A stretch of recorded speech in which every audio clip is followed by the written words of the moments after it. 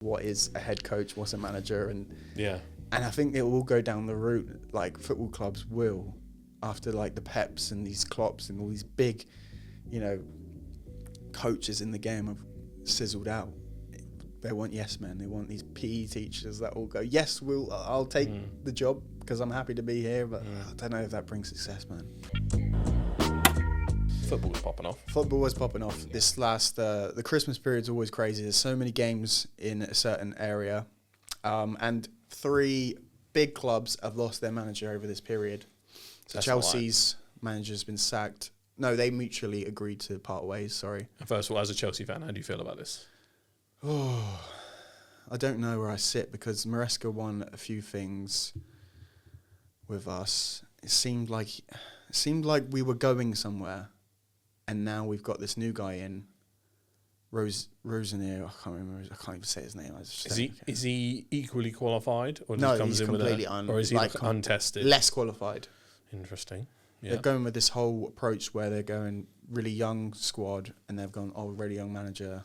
Let's see if this works. And I don't know. I'm really uninspired by. Has he come out with some crazy new ideas or something, or is he keeping himself to himself? Oh man, I think the PR he's getting at the minute as well. The new guy is just he came up with this quote that he's like, "I'm a manager." So if you split the word in two, man and age, you're basically looking after aging men, and you're trying to age men, like you're managing them in that way. It's like, oh my god, He's CEO having he's giving so much PE teacher vibes, bro. Like it's. Yeah, I'm really not into it. Okay, I'm really, and they've given him like a 5 or 6 year deal. Because how long was your last manager at Chelsea? Just a year and a bit, maybe 2, nearly. That's not that long in manager terms. If I'm thinking for Chelsea, it was pretty good. It's pretty average, right. to be honest. Ruthless. Yeah. But they would no. But this was just like they were investing in this guy. And considering he had one stuff. Yeah, and it like we're in the Champions League. We were going places. Because like I said, it's mutually agreed. Maybe he was pissed off at something. Yeah, he was. And I think this goes to my point. So Man United lost their manager, Ruben Amorim, and he came out, his results since he's been manager of Man United have been terrible. Like, he's granted he could have got fired from sucking, right? But lately it seemed to be getting a little bit better. He's changing his ideas a little bit. But he basically just went off on a rant and then basically got him sacked pretty much. That he was like, I came here to be the manager of Manchester United. I'm the head coach. I don't want to be head coach. I want to be the manager. I want to be involved in decisions that are in that job title. Yeah. But, So how much does the manager role encompass in football then? But it's so strange because everyone calls these guys the managers, right? Yeah. It's just a part of the terminology. But technically, the way that the football works now is that they are head coaches, and then if you looked into it deeply, a head coach strictly looks after the squad, and that structure. They don't deal with transfers. They don't look at everything that a manager would probably do. Like they have a lot of control over the club, and that used to be what it would be. Like Sir Alex Ferguson was like Manchester United manager. He would look after everything, like. Down to the canteen, the people, the coaches, and he's basically the boss. He would choose the players coming in, like, do you know what I mean? But he had that right in a way because he was that good, and that's just the way that it used to work a little bit. And now that there's these job roles in football that the owners want to get like head of scouters, all of these different job roles, they're getting people in qualified for it, and then they have the say, and then they go, here's a player manager, deal with it. And the manager, I don't want him. Now I've got to like feed him into my team. It's just going down this weird route, like what's what, and is it the fact that the job role of manager is more complicated than it's ever been? So that makes it impossible to find someone who is like manager material because they'd never be able to outperform the incredible squad you'd usually build outside of that. So your coaches, your scouts, all that. Yeah. It's like that top bod becomes like, one of them CEOs just gets paid to do nothing. Like, is essentially turned into that, and they've turned into an overpaid CEO, whereas all the work happens down here. Or is it that football's gotten so mad and complicated that the role just needs to change and it's not really the manager's fault?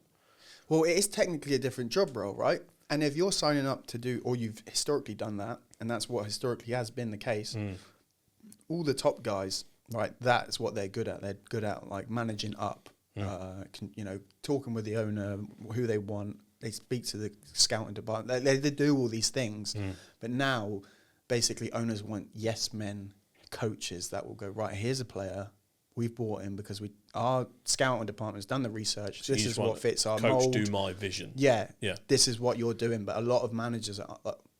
see what I mean? A lot of coaches. They want to be the manager and they're not getting this authority and they're not happy with it. But I don't know if it's like in their T's and C's when they're signing these contracts. Is that a team per team basis then?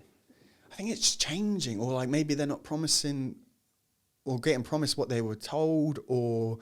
I feel hitting a bunch of red tape and internal politics that stops them doing the plan they want. Yeah. Or is it that, like, for instance, like some of the top names I know, Sir Alex Ferguson, Pep Guardiola, is that the one? And Klopp, right? These guys are like all-time football managers. What makes those guys different? Is it just the fact that they're from a different era and they had the control from earlier on, so they weren't questioned when they try and implement new things? Yeah. Or was just football different back then and they got like a golden era? Well, Pep's he's in this era as well, of course, but like, I guess it is what they've done before. Pep's not going to go somewhere and be a yes man at all, and nobody would even question that coming in. I think maybe the point is that Amorim and Maresca, so the former Chelsea and Man United managers, just gone, head coaches, they came from they were probably grateful to be in these jobs, right? They couldn't say no to them. So they might have just signed up for what they thought that they would be. And then turns out they do it and then go, I thought it was going to be more than this. I thought I was promised this. I promised that. Were they coaches before? Like, what was their background? So Maresca he's quite a new coach. He worked with Pep Guardiola. That's a thing as well, by the way. If you've worked with Pep, people want you as a manager because they're like, oh, you must be the next Pep, you helped him win. Ex-Google or something. Yeah, exactly. Yeah. So he had his first stint, I think, or maybe second, but he was at Leicester and he won the championship with them, the league below, and then we basically took him from that. And he's got his philosophy of playing, etc.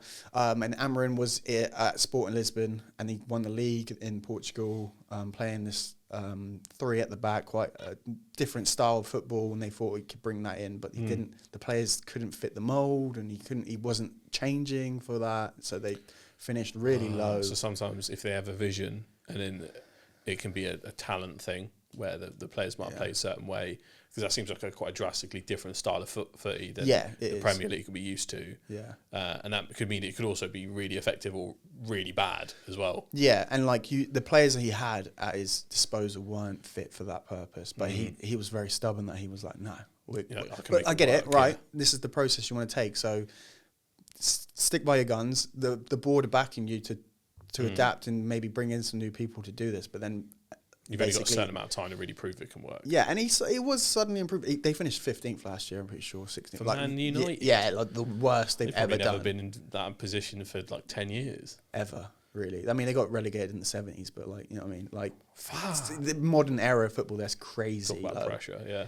But they were like, they didn't sack him after that. They were like, we believe in it. And this year, they have been better. Granted, the league's crazy and everyone's like all over the show, but... recently he started to play this normal style football. They'd have 4 at the back, etc. And he was adapting a little bit, it seemed. But I think he's basically spit his dummy out and gone, I was promised more. I'm not as authoritative as I wanted to be.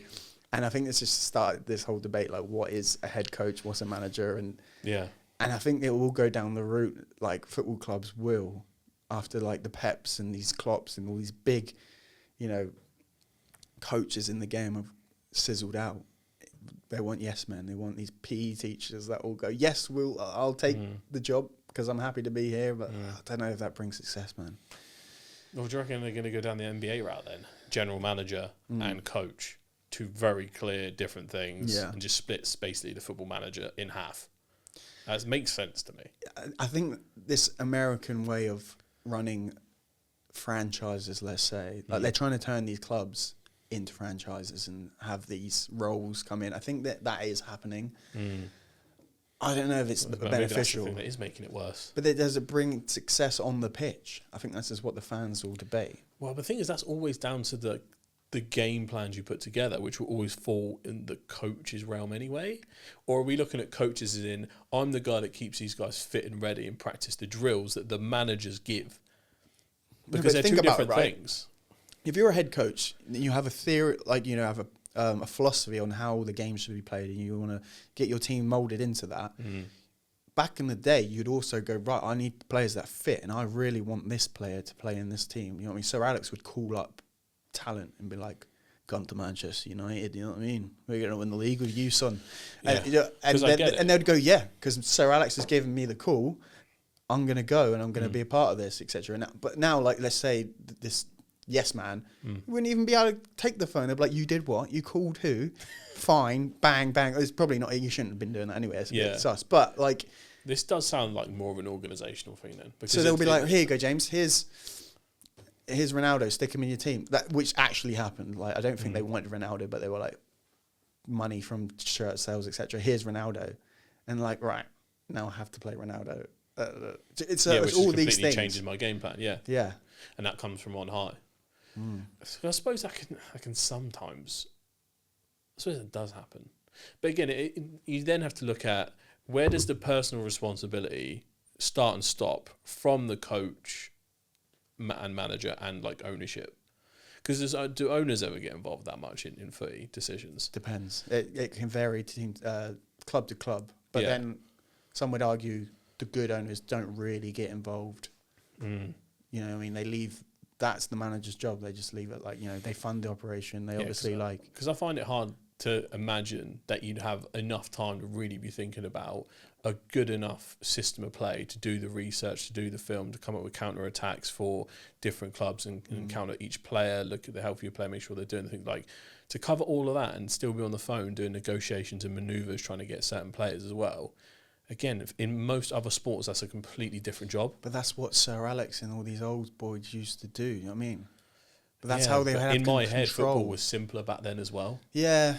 And most sports have evolved to a point of complexity that is mental. Yeah. So maybe this is why everyone's struggling. But then it's again the it's the business of it now that there's too much money involved to let one person have all that power, unless you'd have to be the owner, and there'd be no one above you to tell you otherwise. But you'd have to be a billionaire. Because Mark Cuban was a bit like that for Dallas. Yeah. And he got involved. Yeah, exactly. And as soon as he was out, it all went to itself. But yeah. Did you hear the story, just to go on a little bit of a tangent here? I think that's a great conversation we just had. But just something I've heard recently, I think he was on a podcast, Mark Cuban. Yeah. He basically was so close to trading for Kobe. Oh. It nearly got him in. Yeah. And a couple what year was this? It would have been after Shaq. It would have been prime Kobe, yeah.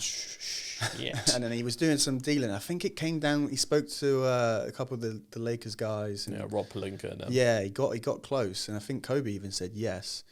But I can't remember what stopped it. But he basically spoke to Dirk, and he's like, "Yeah, Dirk's there, like, man, you can trade me for Kobe if you want." Like, that makes complete sense. That's such a Dirk thing to say. Yeah. He's such a G. Yeah, he was like, damn, like... Kobe Bryant? Kobe Bryant, yeah. And then Mark Cuban's like, Dirk, that would absolutely defeat the point of the purpose. I need you to play together, you idiot. But like, Dirk was like, damn. He's such a wholesome guy. I love Dirk. Yeah, exactly. But I thought it was quite funny. But that would have been crazy. Mark Cuban's got some banger stories like that. Like, the owner getting involved is like a blessing in disguise, as long as he's not a right twat. Yeah. Like, his story about the fact that people have approached him to trade for Luka before, and he's been on podcast going, I would sell my fucking firstborn before I trade Luka Doncic. And the moment he sells his shares, they trade Luka Doncic. I remember he said he found out in the middle of the night. He must have He must have had a heart palpitations, or he must have been close. Flatlining, maybe. I mean, I assume he still had some stakes in the game, like stocks and shares. Well, but even so, but controlling. He's such a fan anyway, right? That's why he was quite a good owner. That he cared. R.I.P. that franchise. Do you know what I mean? He cared. Yeah, but that's what you'd need now in football. You need an owner to care, have the financial backing, which would be billions now. Yeah, and I think if things are going the American way, maybe it would be good to split the roles up, because when I think about other parallels, like, again, sorry to bring it back here, it's my only frame of reference, but like the the franchises that are usually the biggest are the one where the GM and the coach are they're connected and they're also well-known names. The Rob Pelinka and the guy who coached Kobe and Michael, forgotten his name now. Oh my god, yeah. Phil Jackson. Phil Jackson. Triangle offense, all that. Rob knows that system kicks ass, and he gets him, and he's looking for people to fit in that mold. So maybe it's the responsibility of the managers and the coaches under to work a bit more cohesively, because it sounds like people have their own egos and agendas that aren't fitting well. But you need people like Phil Jackson to be able to handle that and deal with the egos. Yeah. And he'd have the respect from the Kobes, the Michaels, the Drickman. Shaqs if Phil says something, and but if you get these yes men in, why are they going to, all these PE teachers, why are these, the superstars going to respect them? Are we lacking? They're just yes men.